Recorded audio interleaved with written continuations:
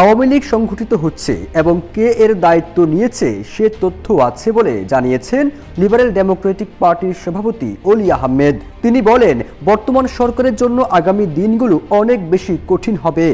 Doctor Mohammad ইউনূসের কাছে গিয়েছি, বলেছি আপনি নিরাপদে নেই, ষড়যন্ত্র হচ্ছে, দেশি বিদেশিরা একত্রে মিলে আপনাকে অত্যন্ত সতর্কতার সাথে এগোতে হবে। রাজধানী মগবাজারে এলডিপির কার্যালয়ে এক ব্রিফিংয়ে এসব কথা বলেন অলি আহমেদ। তিনি বলেন, বর্তমান অন্তর্বর্তীকালীন সরকারকে সজাগ করতে চাই।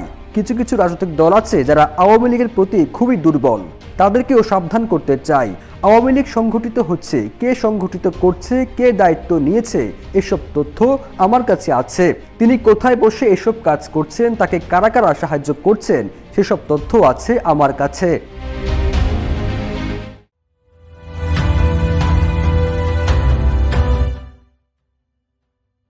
অলি আহমেদ বলেন, যদি আমরা মনে করি স্বৈরাচারীরা বসে আছে, এটা সঠিক নয়।